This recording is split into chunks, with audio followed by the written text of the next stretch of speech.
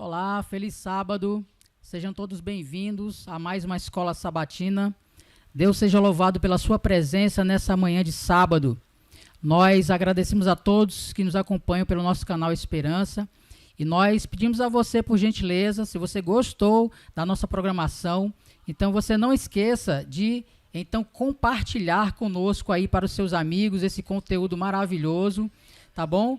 E que você possa, de uma forma também especial, estar deixando aí o seu like, né, o seu gostei, para que a plataforma do YouTube também possa entender que esse é um conteúdo importante para que as pessoas também possam receber as suas notificações. E falando em notificações, também não esqueça de quando você então se inscrever no nosso canal, você também ativar o sino das notificações para que você não possa perder as programações do nosso canal, tá bom? Deus seja louvado. E eu tenho aqui comigo hoje, né, como nossa convidada especial, a Thaís, né? Thaís já participou aqui algumas vezes conosco e novamente está aqui para abrilhantar com os seus comentários aí sobre a lição número 9, que tem o título Jesus, o sacrifício perfeito. Thaís, seja muito bem-vinda. Eu que agradeço o convite, tá?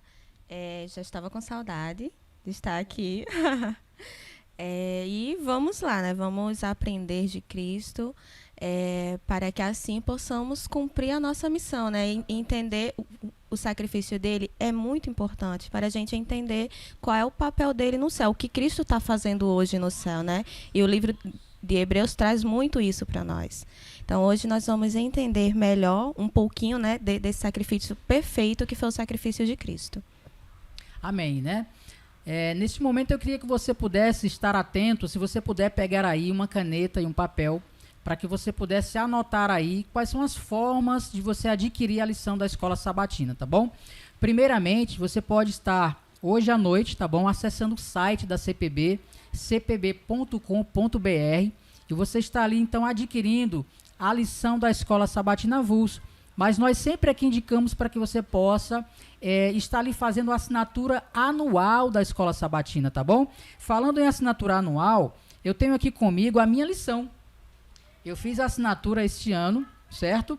E a minha lição do próximo trimestre, que tem o tema Gênesis, vamos estudar um pouquinho aí sobre o livro de Gênesis, e já chegou desde a semana passada, já a minha lição. Aí terminando a lição número 8, vindo para a lição número 9, e olha só, já está comigo a lição do próximo trimestre. Então, é bem confortável, faça a assinatura da lição e não perca essa oportunidade. Bom, além de acessar o site cpb.com.br, você pode estar ligando também durante a semana em horários comerciais para o 0800, tá bom? Anota aí, 0800 979 0606. Anotou aí? Vou repetir para você, tá?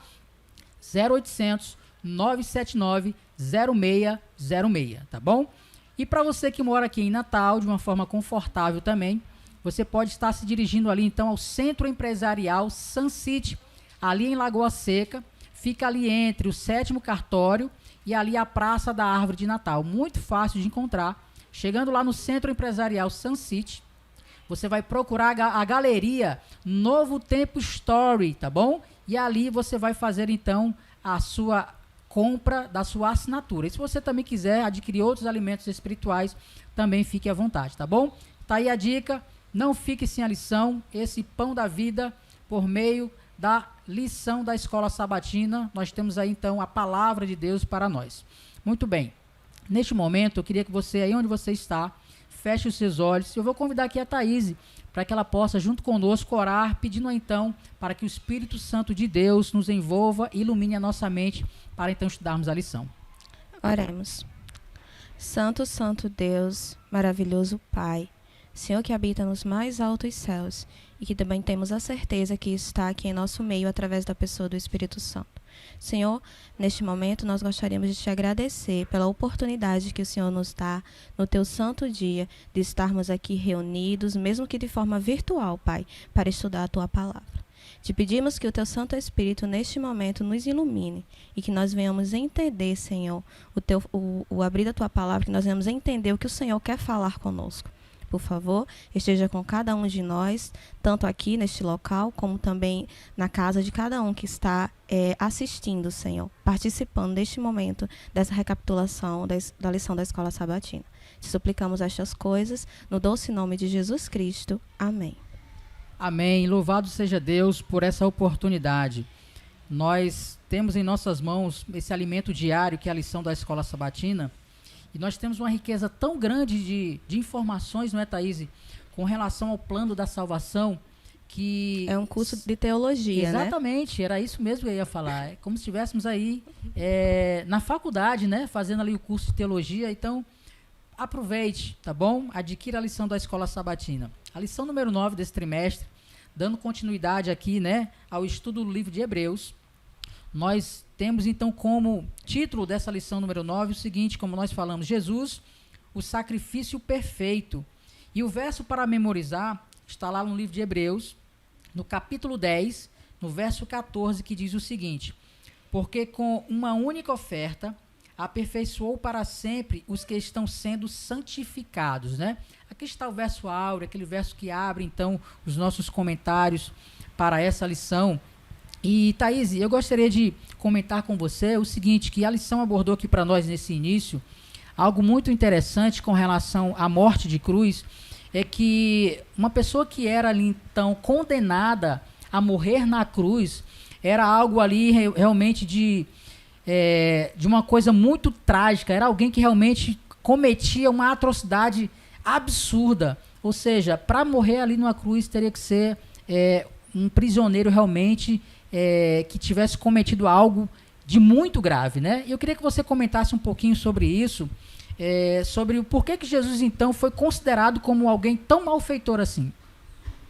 Então, Fábio, como você falou, né? A ideia de que um homem considerado culpado e executado na cruz fosse adorado como Deus era basicamente uma ofensa às pessoas, né, da antiguidade. E aí, nos tempos de Cristo, nós sabemos, né, pela palavra, a palavra diz, os livros de história também, né, que a cruz, ela era usada para castigar os inimigos de Roma, como você falou, aquelas pessoas que cometiam, né, as piores atrocidades, os piores pecados, né? Nós sabemos que o cristianismo ele tem diversos símbolos, né? A lição ela fala um pouco sobre isso, não é verdade? E a cruz é o maior desses símbolos. Por quê? Porque a cruz ela simboliza a vitória de Cristo sobre a morte e o pecado, né? Voltando um pouquinho para o verso que você falou, né? O verso que a lição trouxe para memorizar, eu gostaria, inclusive, de lê-lo novamente, que diz assim, lá em Hebreus 10, 14, se você puder acompanhar na sua lição ou na palavra de Deus, diz assim: porque com a única oferta aperfeiçoou para sempre os que estão sendo santificados. Veja que o sacrifício de Cristo, né, o sacrifício único que Cristo realizou, ele foi muito maior, né, lógico, do que os sacrifícios contínuos que eram realizados diariamente. Por quê? Porque ele fez algo que os sacrifícios contínuos eles não podiam fazer.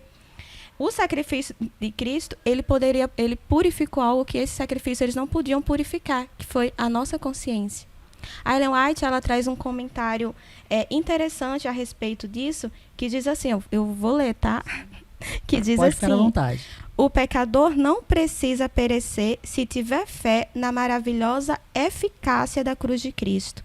A cruz é o prodigioso meio pelo qual são harmonizados o amor e a justiça de Deus. É o único meio de salvação do pecador. Amém. Então veja quão importante é esse símbolo da cruz para nós, né? Porque por meio do sacrifício que Cristo fez na cruz, é que nós obtemos a salvação, né? Crendo nesse sacrifício, tendo fé em Jesus. Amém, né? Perfeito é o amor de Deus, e ele mesmo, por amor, se sacrificou na cruz, mesmo sendo ali amaldiçoado, como dizia ali então Deuteronômio 21, 23, né? Nessa lei dos judeus, ele mesmo assim se submeteu a isso para nos salvar. Agora, Thaís, nós sabemos que em lições anteriores, né, até mesmo na Bíblia, nós vemos que os sacrifícios de animais, eles faziam parte ali então na didática de Deus para ensinar o seu povo sobre o plano da salvação. Eu queria que você fizesse um comentário também com relação a isso, para nos ajudar a entender aí um pouquinho sobre esse plano da salvação e por que esses sacrifícios eram necessários para, então, o povo entender o plano da salvação. É interessante, né? Porque a Bíblia, né, ela foi toda escrita em uma linguagem que nós pudéssemos entender. Deus, ele quando escolhe falar com o povo, ele fala em uma linguagem que o povo entenda. Né? Deus, ele não fala em uma linguagem superior que nós não consigamos entender. E aí, quando Deus ele utiliza os sacrifícios, né, ali para quando ele iria fazer aliança com o povo, né, ele utiliza os sacrifícios. Por que ele utilizou essa forma, essa didática, como você falou? Porque era uma linguagem conhecida daquela época. Né? Quando as nações ou as pessoas iam fazer alianças, elas utilizavam de sacrifício, utilizavam de sangue. E aí eu gostaria que nós lêssemos lá em Gênesis 15, a partir do verso 6, para a gente entender um pouquinho, né, sobre a aliança que Deus ele fez com Abraão. No verso 6 diz assim, Gênesis 15, verso 6. Ele creu no Senhor e isso lhe foi imputado para a justiça. E disse-lhe mais, eu sou o Senhor que te tirei de Ur dos Caldeus, para dar-te por herança esta terra. E Abraão, ele pergunta para Deus, olha o que ele pergunta. E perguntou-lhe Abraão, Senhor Deus, como saberei que hei de possuí-la? E respondeu-lhe Deus, toma-me uma novilha, uma cabra e um cordeiro, cada qual de 3 anos, uma rola e um pombinho. E ele, tomando todos estes animais, partiu pelo meio e lhe pôs em ordem as metades, uma defronte das outras, e não partiu as aves. E aí vai falando, né, que ia chegando a tardezinha, imagino eu, Abraão ali preocupado, aguardando que Deus falasse algo com ele, e Deus faz Abraão cair no sono, e ali Deus fala com Abraão, né? Deus fala com Abraão, Deus se revela a Abraão, e veja que como é que eu posso dizer? Nessa ocasião, né, ali quando Deus foi fazer a aliança com Abraão, somente Deus passou no meio dos animais. Passar no meio dos animais significava o quê? Significava que se alguma daquelas partes, né, as pessoas passavam entre os animais, simbolizando que se alguma dessas partes quebrasse a aliança, o que iria acontecer com aquela pessoa, com aquela parte que quebrou, era a mesma coisa que tinha acontecido com aqueles animais, né? Seriam mortos. E ali Deus, ele passa, somente Deus, vale salientar que somente Deus passa no meio desses animais, mostrando ali para Abraão, em uma linguagem que ele entendia, né, que Deus iria cumprir a promessa, que Deus jamais quebraria aquela aliança, a aliança que ele tinha feito ali com Abraão, de que o povo, né, que o povo dele iria possuir a terra prometida. Amém. Você falou aí um pouquinho sobre essa questão da aliança abraâmica, né? E aí eu estava aqui me lembrando sobre essa questão da aliança edêmica também. Ou seja, desde quando Adão e Eva ali pecaram no Jardim do Éden, né, e havia ali então a aliança adâmica, né, ou edêmica, que é do Éden, então o homem, de uma forma natural, ele então merecia morrer. Ou seja, era a morte eterna a partir dali. E todas essas alianças, na verdade, abraâmica, né? Quando Jesus também esteve aqui, ele fez a nova aliança conosco também. Na verdade, elas fazem parte de um todo, né? Na verdade, são complementações e não alianças novas, como nós vimos, né? Faz parte de um todo. É Deus explicando cada vez mais por meio aí desses acordos, né? Que são as alianças, sobre o plano maior de Deus, que é salvar o homem. Então, quando Deus ali, então, viu que o homem pecou, e ali ele quebrou a aliança, né? Edêmica ali, então nós vimos que Deus, ele planejou aí a salvação do ser humano, e aí, como nós falamos aqui, você acabou de ler, os sacrifícios ali foram então a forma didática de Deus explicar ao povo sobre esse plano. Agora, o sacrifício de animais, Thaís, é algo doloroso, não é verdade? Por que Deus então ele escolheu esse processo tão doloroso, matar o animal, derramar o sangue? Parece ser algo tão cruel. É verdade, Fábio, matar o animal com as suas próprias mãos, né? Porque o pecador, quando ele pecava, né, ali ele tinha ele mesmo que matar o animal, né? E aquilo era algo que, creio eu, né, doía muito, né, neles. Mas por que então que Deus usou isso, né? Creio eu que para mostrar ao homem o quão doloroso era o pecado, né? O resultado do pecado é a morte. Então veja que algo tão doloroso, né, quanto o pecado deveria ser mostrado ao homem que aquilo que ele fez foi algo muito sério. Né? Quando Deus ele faz a aliança com Abraão, né, e ele diz para Abraão que a sua descendência teria a terra prometida, herdaria a terra prometida, a gente sabe lá quando a gente vai para a história de Israel, que Israel fez o quê? Israel quebrou a aliança com Deus. Né? Israel desobedeceu os mandamentos e ele quebrando a aliança com Deus. Interessante que naquele momento Israel merecia o quê? A gente viu há pouco que quando uma das partes quebrava a aliança, o que acontecia? Eles deveriam morrer, eles deveriam sofrer, né? Ter o mesmo castigo assim, não. Eles deveriam ter, como é que eu posso dizer, a mesma punição que os animais tiveram ali, né? Eles deveriam ser mortos, né? E se Deus perdoasse Israel naquele momento, né, ignorasse o pecado de Israel, Deus estaria invalidando a sua lei, né? Mas o que é que Deus faz? Aí a gente vai lá para João 3,16, né? Foi tão grande o amor de Deus por nós, tão grande o amor de Deus pelo seu povo, que ele se colocou como substituto, enviando o seu único filho para morrer em nosso lugar. Então a gente vê como é grande esse amor de Deus por nós, né? E aí a gente entra nisso que você falou, né? Que recapitulando para responder a pergunta que você fez, né? Por que o sacrifício, né? Eles eram tão dolorosos, mais uma vez dizendo, né? Porque o homem ele precisava entender que o pecado dói. O pecado ele causa dor no coração de Deus. Exatamente isso, né? Nós devemos encarar o pecado como algo que nós não devemos querer mais. É algo que é trágico demais, né? Ou seja, quando alguém pecava e tinha que levar ali um animal ali, ele já vinha já em pensamento contrito, né? Já imaginando, olha, eu não devo mais pecar, porque isso é uma consequência, não somente consequências aqui durante os nossos dias aqui na Terra, mas as consequências eternas, né? E a gente deve refletir exatamente isso. Ao vir a tentação sobre o pecado, sobre nós, será que vale a pena pecar? Né? Porque as consequências, elas são eternas, ou seja, a morte eterna é a pior consequência que o pecado nos traz. E aí, falando um pouquinho sobre isso daí também, Thaís, nós vimos que esse sistema sacrificial, então, ali, levítico, que serviu para ensinar a cada um de nós sobre o plano da salvação, que era uma sombra sobre aquilo que iria acontecer na vida de Jesus. Esses sacrifícios eles tinham 5 tipos diferentes, né, para nos ensinar ali ou expressar a riqueza, né, do significado da cruz de Cristo. Eu queria que você nos ajudasse a compreender quais são esses 5 tipos diferentes aí de sacrifícios, né, que nos ajudam a compreender aí o plano da salvação também por meio da cruz de Cristo. As ofertas e os sacrifícios, né, que eram realizados pelos judeus, pelo povo de Israel, eles tinham o objetivo de tirar a culpa do povo diante da lei, né, diante de Deus. E todos os sacrifícios, como você falou aí, né, em número 5, eles apontavam, né, para Cristo, eles simbolizavam, né, a aliança do povo com Deus e a obediência à sua lei.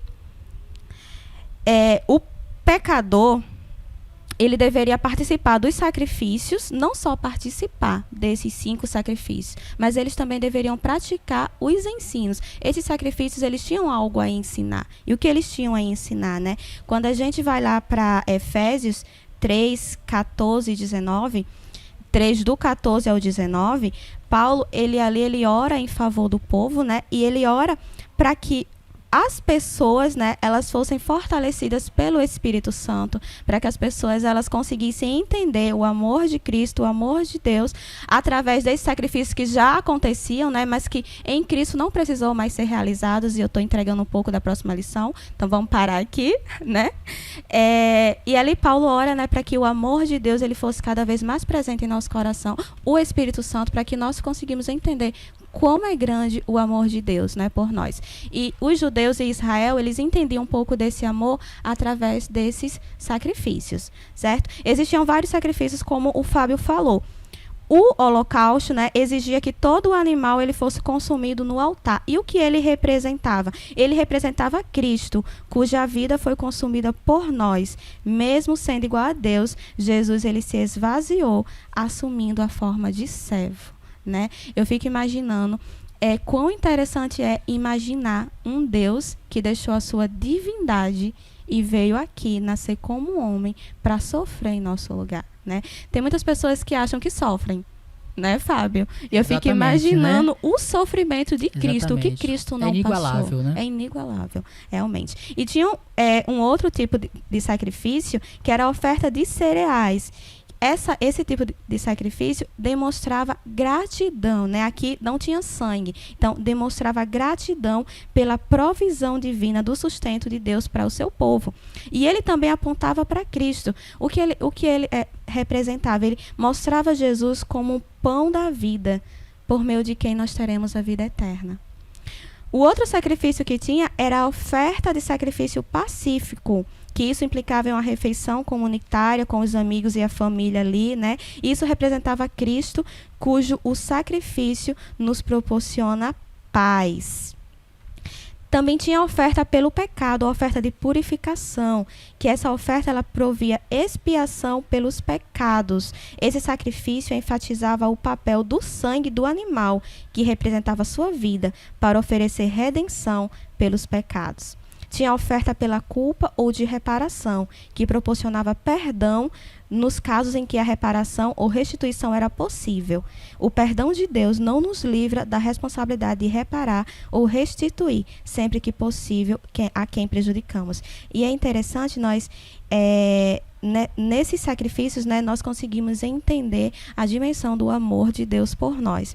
Interessante que, mesmo praticando, né, esses sacrifícios, que eu acredito que era algo típico, né, do antigo Israel e dos judeus, eles faziam isso com muita frequência, né, eles eram fiéis a esses sacrifícios, mas isso não nos isenta, né, e não isentava eles de, como é que eu posso dizer, de cumprir e praticar os ensinamentos de Cristo. Mesmo sendo perdoado por Deus hoje, isso não nos isenta, né, de praticar os ensinamentos de Cristo. Né? Isso não nos isenta do nosso papel como cristão, como filho de Deus, né? Aquilo de reparar, de pedir perdão a quem nós fazemos mal e de perdoar quem nos faz mal, né? Isso e também não nos isenta de cumprir a nossa missão como filho de Deus, de pregar o evangelho e testemunhar do amor de Cristo. Amém, né? Como é bom e importante entendermos essas questões, né? De todos esses sacrifícios e ofertas que o povo fazia no passado, que nos ajuda a compreender melhor realmente o papel, né, do ser humano, o papel de Deus, de Jesus, da Trindade em si, com relação a esse plano maravilhoso que é salvar a mim e a você também. Thaís, eu queria aqui então dar um feliz sábado para as pessoas que estão aqui nos acompanhando. Nós temos aqui a Lúcia Faustino, a Pietra, nós temos aqui a Iris Albuquerque, a Maria Ferreira também nos desejando aí um feliz sábado. Olha, em resposta a você, um feliz sábado para você e a sua família também. Que Deus abençoe vocês. Se vocês quiserem fazer algum comentário aqui também pelo chat, fiquem à vontade, tá bom? Nós iremos aqui comentar sobre o que você escreveu aqui no chat e será sempre muito bem-vindo aí, então, a sua participação, tá bom? Thaís, falamos um pouquinho sobre os sacrifícios, né? Os sacrifícios aqui feitos ali pelo povo no passado. Mas há um sacrifício perfeito, o sacrifício de Jesus. E aí, como nós vimos nas passagens de Hebreus, capítulo 7, verso 27, também, Hebreus 10, verso 10, vimos ali que a Bíblia nos diz que o sacrifício de Cristo, ele foi definitivo, ou seja, feito de uma vez por todas. Eu queria que você nos ajudasse a compreender um pouquinho por que a Bíblia diz isso com relação a esse sacrifício de Jesus, que tornou esse sacrifício ser único e suficiente. A própria lição, né, Fábio, ela traz isso, né? O sacrifício de Cristo, ele foi superior aos de animais, pois ele era o Filho de Deus, né? Ele era o Filho de Deus e ele cumpriu perfeitamente a vontade do Pai. Então, o sacrifício dele foi perfeito, o sacrifício dele foi único, o sacrifício dele purifica a nossa consciência, né? O sacrifício dele aniquila o pecado.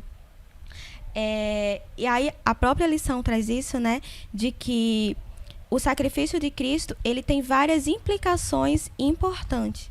Primeiro, é que o seu sacrifício é eficaz e nunca será superado, né? Como eu disse, os sacerdotes, eles sempre precisavam, né, vez após vez, ali matar o animal, sacrificar o animal, né, para a remissão dos pecados. O sacrifício de Cristo ele foi perfeito porque a partir do sacrifício dele, isso não foi mais necessário. Todos aqueles sacrifícios que nós falamos, né, anteriormente, os cinco tipos de sacrifício, eles apontavam para Cristo, né? E eles foram cumpridos na cruz. Então, eles não foram mais necessários após a cruz. Jesus não apenas nos purifica do pecado, mas ele também provê santificação. Quando eu li esse comentário que a lição trouxe, foi impactante, porque imaginar que a nossa comunhão com Cristo, né, a nossa comunhão com Deus, nos afasta do pecado. A gente sabe que é o pecado que faz o quê? Que nos adoece, que nos deixa angustiado, né? Quantas pessoas estão aí sofrendo de tantos problemas, né? Passam por tantas situações complicadas, muitas vezes por quê? Pelas nossas escolhas indevidas, né? Muitas vezes porque nós escolhemos mal e isso nos afasta de Deus. Quando nós pecamos, nós nos afastamos de Deus. E veja que a lição ela traz esse comentário interessante que a comunhão com Deus nos afasta do pecado. Não que a sua vida será maravilhosa, né? Mas que eu costumo dizer que não é que nós deixemos de sofrer quando estamos em Cristo, mas é que o sofrimento ele não nos atinge tanto.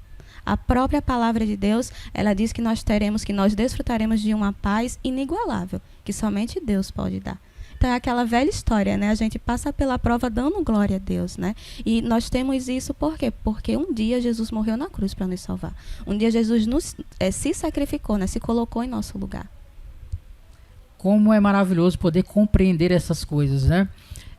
Entendendo o sacrifício que Jesus fez por nós, único e suficiente, né? Ou seja, eu não preciso mais de privações, de fazer serviços, penitências, né? Aliás, Thaís, eu queria que você deixasse um recadinho para as pessoas que ainda têm esse hábito, né, de fazer penitências, sacrifícios, né? Ficar aí na autoprivação, ainda achando que essas coisas podem, então, ser uma troca para a sua salvação.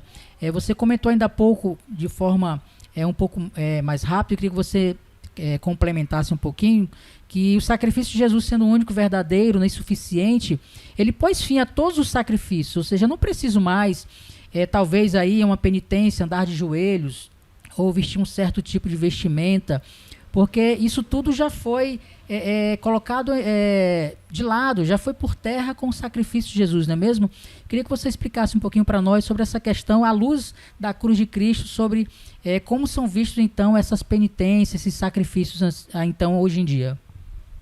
A graça dele nos basta, né?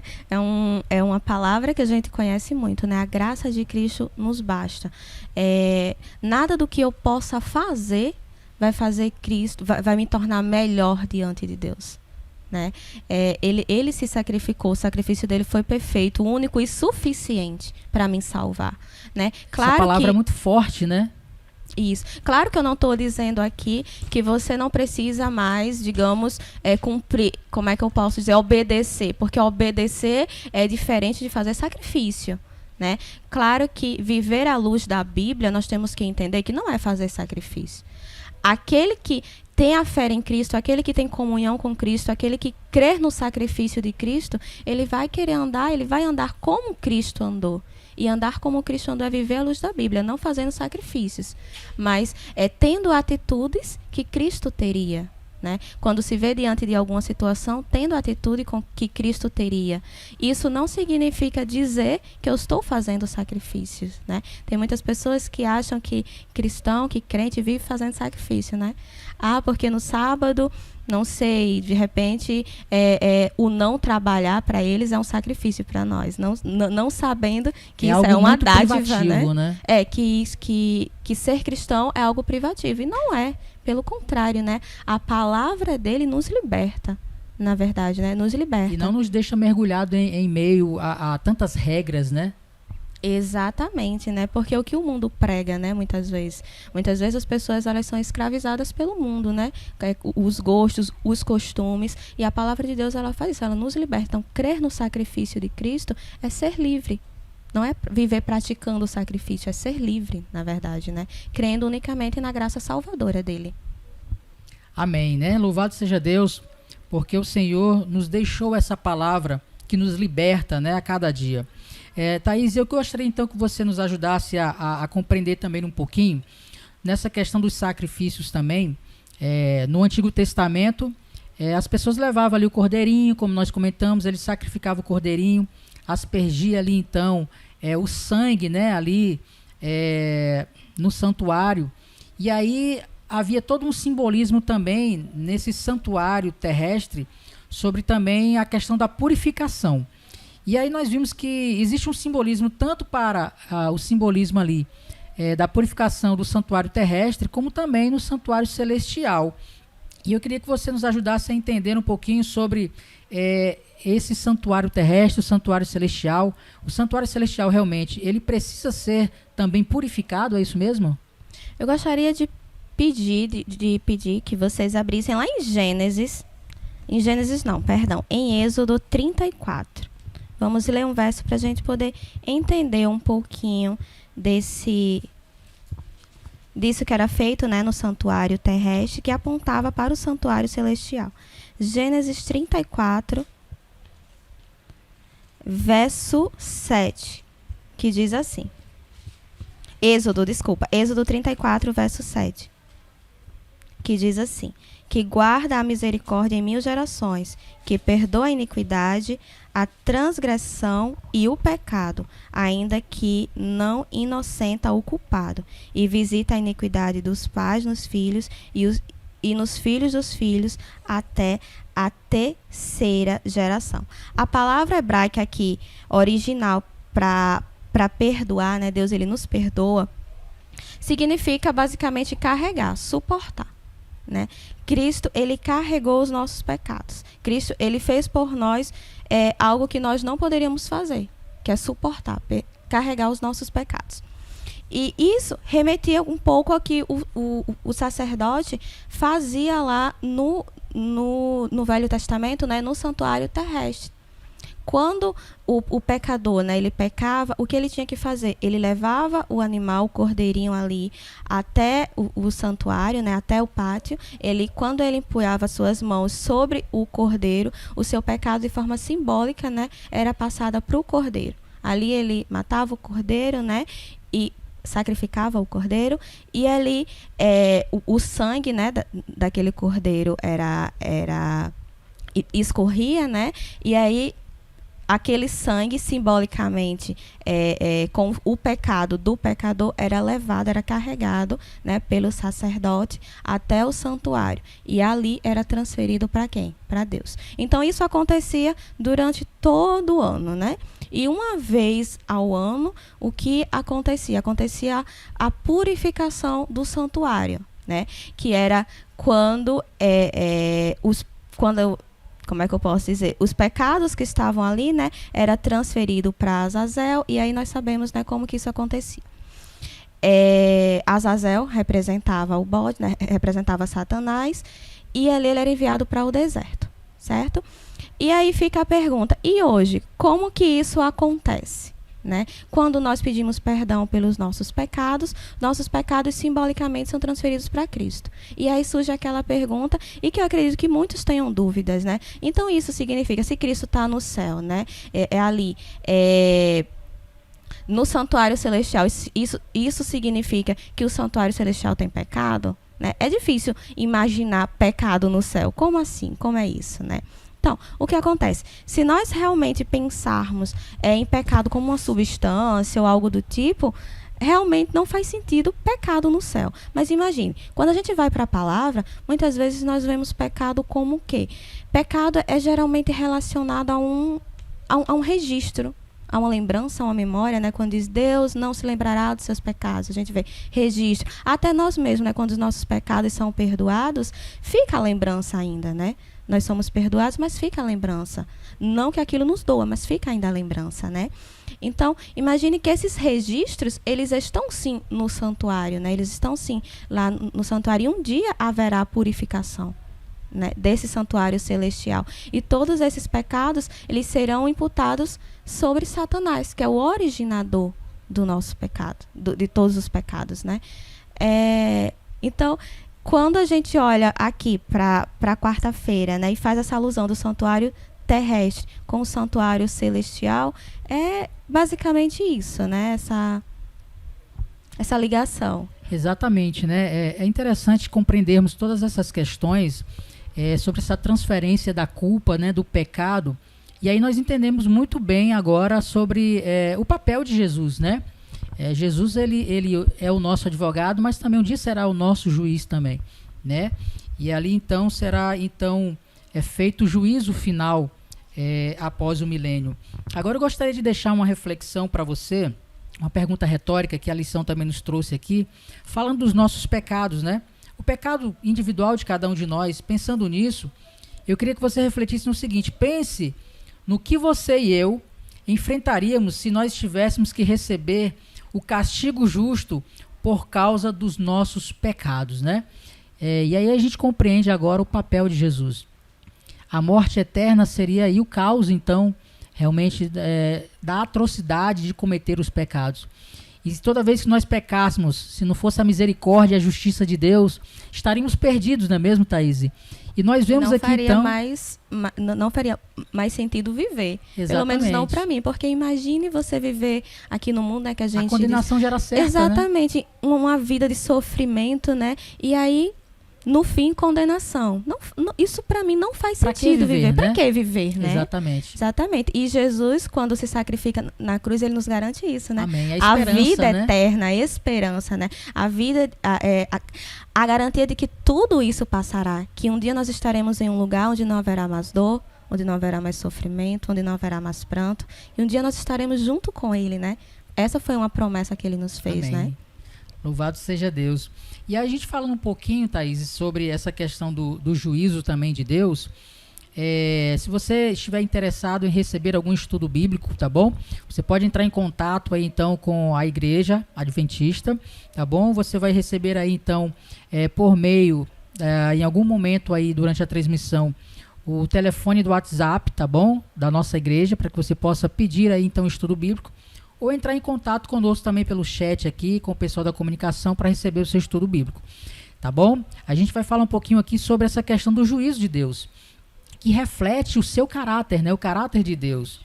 E a gente aprendeu aí em lições anteriores, estudos bíblicos também, que esse juízo, o juízo de Deus, ele então é dividido em 3 fases, né? A primeira fase é o chamado, a fase do juízo investigativo, né? Que ele começou ali desde 1844, né? E vai até ali um pouquinho antes da volta de Jesus, né?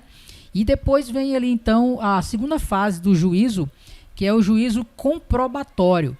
Ele vai começar ali desde a vinda de Jesus, tá bom? Com a ressurreição ali então dos justos. Os mortos vão continuar ali mortos ainda, os ímpios. E vai durar 1000 anos ali então esse juízo comprobatório, ou seja... os justos estarão no céu, fazendo parte, então, desse momento, dessa fase do juízo, o juízo comprobatório, sabendo tudo aquilo, né? Ou passando ali tudo o porquê que alguém se perdeu e porquê que alguém se salvou. Que muitas das vezes, né? A gente percebe que algumas pessoas que, para nós, ao olho humano, seriam pessoas que jamais iriam se salvar, mas nós saberemos que no céu haverão mistérios. E a gente vai ver então aquela pessoa que pra gente era uma pessoa que realmente não tinha jeito para ela, mas que ela estará lá no céu. A gente vai saber tudo isso. E aí, Thaís, nesse período aí do juízo comprobatório, haverá algo muito interessante, né? Eu queria que você comentasse um pouquinho sobre essa questão aí. Os nossos pecados, eles serão expostos mesmo ali por Deus para todo mundo como um produto de vitrine, é isso mesmo? Ou como será então esse momento bem especial ali do milênio, onde os pecados eles serão ali colocados ali então, para que nós possamos saber quem se salvou e quem se perdeu. Aí vem aquela pergunta, né? Por que Jesus ele precisou vir e viver como homem? Para ele saber justamente e ele poder dizer que sabe o que é passar pelo que nós passamos, pela dor, pela tentação, pelo sofrimento.